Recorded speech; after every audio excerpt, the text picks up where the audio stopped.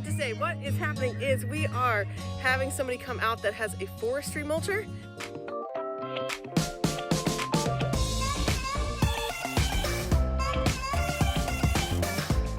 Hey guys, this is Megan from You Go to Beginning. I am out here in our back pasture. It is a beautiful warm day, just taking a look out here, and we've got something exciting coming up, so I'm out here to shoot some before footage and tell you what we have planned. So we've been on our property 2 years now, and we've run the animals and we've got lots of pasture, but that's the thing we need the most is more pasture and space for our animals. I got the chance to go see Beth Doherty talk at a homestead conference this weekend, and she's just so encouraging, and she reiterated the idea that grass is the girls are getting all wet in the creek. It's very cute. Grass is the single best way that we can harvest the sunlight. So our land only has so much energy. The sun provides energy for everything that we do, for all life. And so whether it's the plant itself or something that eats the plants, grass is actually the best collector of our sunlight, but people can't eat grass. And so the most efficient way to utilize the land and the energy that we have is to run ruminants over the grass, and they turn grass into people food, whether that's dairy or meat. That's how it works. That's how God designed the plants and animals to work together. So all that to say, what is happening is we are having somebody come out that has a forestry mulcher, and they are going to start clearing land for us, and we're super excited about the possibility of having a bunch more pasture. So I'll kind of show you the area and the plants we're dealing with, and and then I'll show you the afters when he gets all finished work. So he should be able to come out in the next week or two, but we are super excited to add some land to our farm. All right, so this is our back pasture. You can see I'm looking up our kind of road and our two old buildings. We have our animals out here. You can see all these trees and the around the edge of the creek. And so I'm standing in this back pasture here. The boys have cut down a bunch of these trees, and the neighbor cleared out a bunch of the fence line because he's running cows over there now. And then you can see, so there's some big deep ravines in here. There's not a lot of flat ground there. Kind of straight back in the middle, there is a small little pond. That's a wet weather pond. And then going this way, we have this big, beautiful oak tree. Some more trees that the boys cut down, and then the girls are playing in the creek down there with the dog. But we have all this land over here that we haven't been able to utilize very well because we just can't get into it. So I'm going to show you some of the plants that make it even harder to clear out than the trees here. And so we're going to have our guy come in, and we're going to clear this section here, just back a little bit, back until we get to the ravine. We're going to save the big tree. This is a big sycamore, or officially it's a London plane. It's a type of sycamore tree, which I love. And we're going to have them clear around here and here. So I don't know if you guys have ever seen these. These are called a trifoliate orange, and I hope that I can convey how ridiculous this plant is. You will see thorns everywhere. They get really tall. This is above my head. They flower. They're actually really pretty. They stay green all winter, but they are a nightmare to deal with. And we have whole sections of them on our property. So I want to spin, we're going to keep this big, beautiful walnut tree here, but you see this trifoliate orange here, this big one in the way, and I'm going to scan. Our big oak tree is in the back. It's hard to see back there. And then there's a trifoliate, like this is all trifoliate mess in here. Everything that's green there is this trifoliate orange, this thorny craziness. There is a cedar tree in here, which are not the best trees to have around, and you can see more of this green thorn, and this is just the edge. So this whole area is just completely infested with this thorn hedge ridiculous plant, and so that's why we are calling in some help with a forestry mulcher, because there is just no way we could manage that on our own. River loves the water. She's always in the pond, but this is our little pond. So right now is when it is fullest. You can see how deep it is. It's not super deep. It does get a little bit deeper in the middle. There's a ton of frogs out here. It's super fun. But as you can see, there's trees that have fallen in it and stuff. And then this whole back sections, pretty much from here to the back of the property is just a grove of cedar trees and that thorn bush. And so this is what we're gonna have him clear. There's a path here along this northern fence line. He can go all the way up with his forestry mulcher.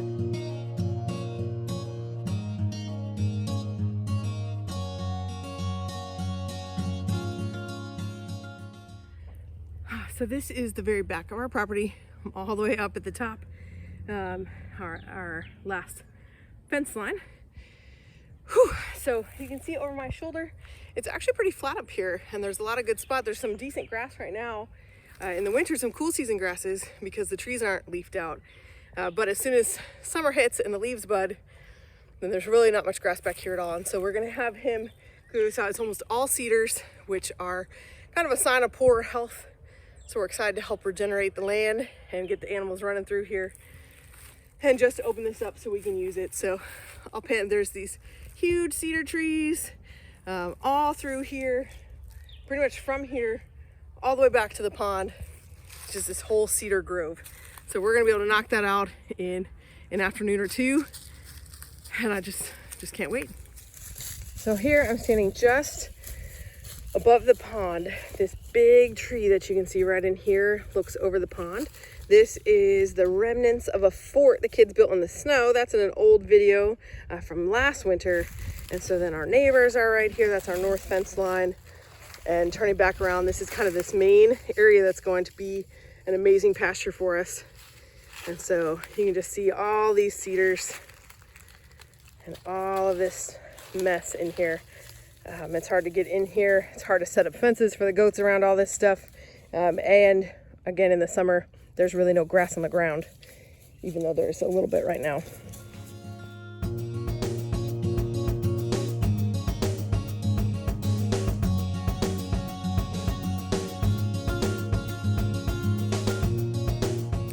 Alrighty, today is Thursday, and we have had a land clearing guy out here for 2 days. It took him 12 hours to clear all the things that we asked him to, and it's amazing how much work he got done with his machine. And so we're going to walk around and show you what all is done and how much land we've been able to add, and I'll try to make sure to get in some good before and afters. But man, this is the best money we could have spent to add land to our farm without actually having to go purchase anything. It wasn't that much. It was a little bit less than $200 an hour, which I know is a lot of money, but in terms of farm projects and investment, it's pretty cheap for what we're getting in terms of land. So let me go ahead and show you what all he did and what a big difference it made. Okay, so this is starting right out. This whole section towards this outbuilding here was completely just overgrown and treed in, and we couldn't see it. And then also around the sand pit area. So you can see he's knocked a bunch of stuff down. I'll pan up here. There's not much to show, but he was able to knock down a big tree that was standing dead over there. And we had some that had fallen against the fence, and he was able to clear up the fence line for us. And I mean, these few little projects here just took him like 20 minutes. I mean, 20 minutes on that side over there, 20 minutes over here. And so the efficiency of his work was just incredible. Okay, so yeah, this there's a little spot here that he left, probably because this is actually rock in here. I think they might have originally put concrete here, and the road or the area that they drove on was actually this left-hand side closer to the fence. So he was able to do that, clear that. He cleared all of this down here and all of these little scrub. This was full of Bradford pears and stuff. And so this is pretty thick, but it's in this ditch. We get a lot of water runoff here, so that he can't navigate down into a ditch. He can't go forward because the machine will weigh too much. It gets top heavy. This is our whole pit full of tree trimmings that we need to just have a bonfire for, but he was able to knock down everything else around the edge. There's a massive pile. And then this sycamore tree is what I'm calling it's a London plane. This was incredible. This was the hardest work I saw him have to do. And so he ground the stump, and it's probably still, I can see where Ellie's standing kind of, lots of sawdust here, and we'll come spread this out a little more evenly. Oh, I would not do that, as you're going to get it in your eyes. But I also want to show you the stump and the blade on his machine. So here's the stump, and you can see he had to carve out all the way through this massive. Kayla, like, put your arm over there, like, well, just across the whole tree too. Yeah, like, this is a huge tree, and it actually took him a really long time, the longest that it took him to do any tree, as far as I know. So this is the machine. It's a Forestry Mulcher. It's got these cool blades on it. But anyway, that tree was so big, he had cut all the way through it, and then it was like hitting the metal bars, and he couldn't get any deeper on the tree, and it still wouldn't knock over. I was obviously finally able to get it, but that was quite the tree.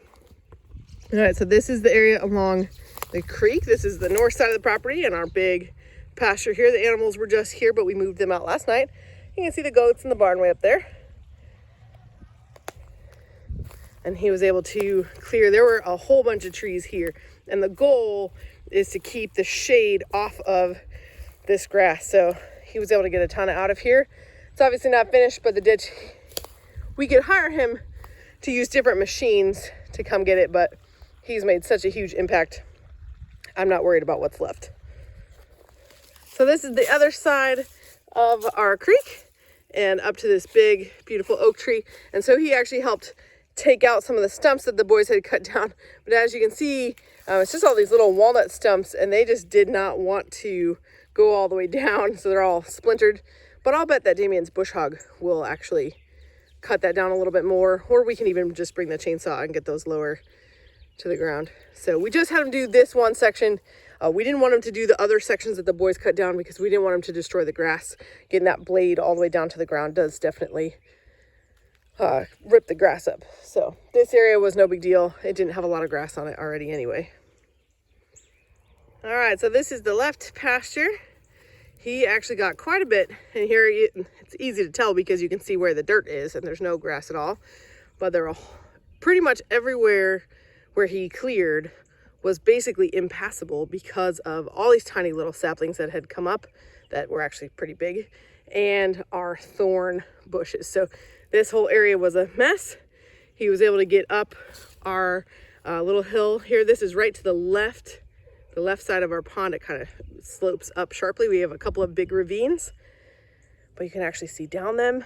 This is quite a bit of space. I'm really excited to see how the grass grows in. But the big reveal is this area over to the right. So we have this big walnut and over to the fence. So this is to the oak. It's totally cleared around here. We could not even drive our side-by-side. We might have been able to get it up to roughly where that white shed is, but we could barely get it there, and we couldn't get any farther. And we're gonna walk back and show you everything, but it is amazing how much he's cleared. So this is the little pond right here, and I'll walk up and show you the pond, and then I have some footage up the hill and from the very back. Okay, so here's our little pond. He wasn't able to get any further around it.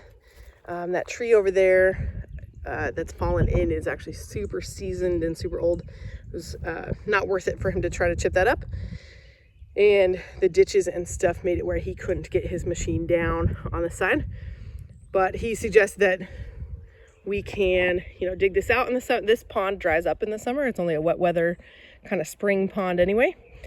He suggested that we could, when it dries up, we could dig it out some and clean it up, and that we could capture a lot of water that's coming in here. And I think that's definitely a project that we need to make sure happens sooner rather than later.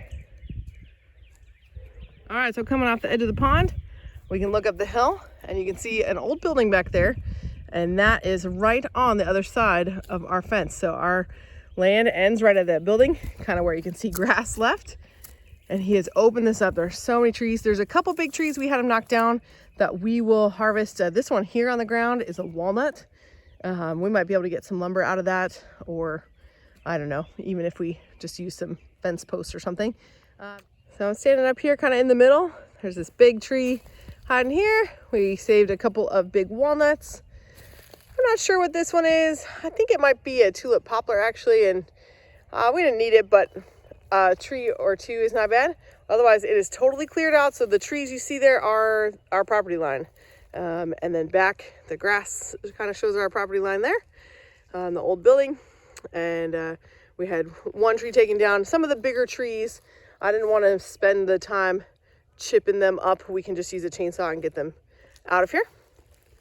And we've got this big tree. So, and you can see here some of these ridges and ravines, which is why he couldn't go any further. The rest of our property is very hilly like that. I've heard tell that it is possible that they were actually dug by soldiers in the Civil War. I have no way of knowing that for certain, but it is possible. This is definitely a Civil War area. But what might be most exciting is that this track here, which we'll need to smooth out the mud, is full of water. We noticed that this area up here was extremely wet before he got to work. And I don't know if that means that there's any chance of there being a spring up here, even if it's just a wet weather spring. But it all plays into the pond is right down there. And we have got to figure out water on this property so we can capture some and get it using it for the livestock and not have to be hauling water when we are back here in this pasture. Thanks for watching. We are really excited to see the changes on this land over the next several months, and we appreciate you following along.